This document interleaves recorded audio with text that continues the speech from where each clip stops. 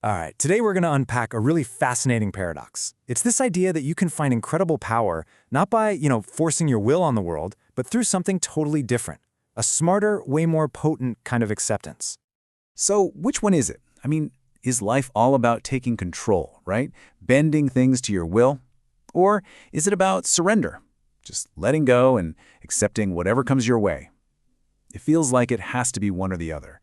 So let's try and untangle this whole thing. And this whole paradox was laid out for us almost 2,000 years ago by the Stoic philosopher Epictetus. Get this. He says the will is basically the only thing that matters, but then he says we shouldn't even try to direct events.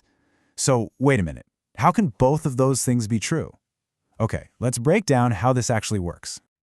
Okay, so the very first key to cracking this puzzle is that we have to totally rethink what we even mean by will. Because it turns out the way most of us think about willpower, well, it might actually be holding us back. And this really lays it all out. On one hand, you've got the common view, right? We think of our will as this battering ram, something we use to just smash through obstacles and force our vision onto things. But the wiser view, the Stoic view, is completely different. It sees will as an alignment tool. It's not about imposing control, it's about seeing which way the current is flowing and then aligning yourself with it. The writer Stephen Pressfield actually has a great name for this, current. He calls it necessity. Think of it like this unseen force. It's the thing that's just crying out to be born, the project that needs to be made, the future that's trying to unfold. So true will, when you look at it this way, isn't about forcing what I want. It's about putting my energy in service of that greater thing that's trying to happen anyway. This is such a perfect way to think about it. Imagine a great artist or a writer. Do they just invent a masterpiece out of thin air? Not really. The best ones, they get quiet enough to listen. They sense the story that's already there, the sculpture that's hiding in the stone, just waiting to be brought out. Their will isn't about inventing. It's about serving that creative necessity. Okay, so if will is really about serving, what about that other half of Epictetus's puzzle? What on earth does it mean to accept events with intelligence? This is just as important, so let's dig into that. Now, this is so important. Intelligent acceptance is not a passive thing, not at all. It's an active practice. It's the hard work, the discipline of looking at a situation and just seeing what is actually there. Not what you wish was there, not what you're scared is there, just what's real. And yeah, let's be super clear about what this is not. This isn't about just giving up. It is not weakness, it is not pessimism, and it's definitely not an excuse to just sit back and do nothing.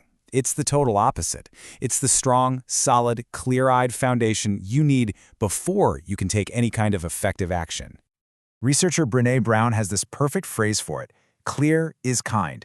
When we refuse to see reality, when we just muddy the waters with all our wishes and fears, all we do is create confusion and pain for ourselves and for everybody else.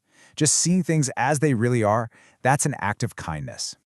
And the stakes for getting this right are frankly really high. Tolstoy pointed out that during a war, people lose this ability. They stop seeing other human beings. All they see are these big, blurry abstractions like the enemy or that other country.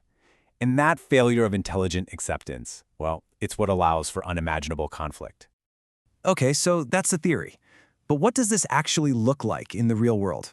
How does it play out? Let's look at a few examples. Think about what a good soccer coach tells their team. You don't just run blindly towards the goal, right? No way. First, you read the defense. That's step one. That's your intelligent acceptance.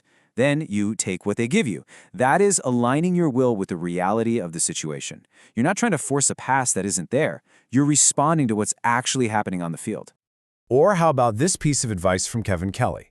He says real power isn't about pretending you're perfect. It's about intelligently accepting the reality that, whoops, you made a mistake. You can't go back and change it, right? That's done. But by fessing up, you can now apply your will to what happens next. You take responsibility.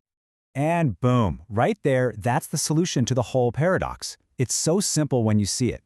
We apply intelligent acceptance to the stuff we can't change, the past, how other people are acting. And we apply our will, our power, to the one thing we can change, how we choose to respond right here, right now. Ernest Hemingway is another great example. He was really smart about this. He intelligently accepted the reality of his physical limits. He saw his health as his main capital, a finite resource. So his will wasn't spent pretending he was invincible. It was applied to managing that capital wisely. So the big question is, how do we actually get good at this? How do we cultivate this kind of mindset? Well, the good news is it's not about some huge, dramatic moment of enlightenment. It's actually all about small, daily disciplines. Just look at these examples. Honestly, they're not glamorous at all.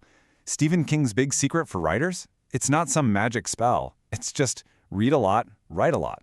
Same thing with plan your work your plan, or taking it one play at a time. This is where real will is built, in that humble, consistent, day in, day out effort. Now, I know what this sounds like. Set the bar low.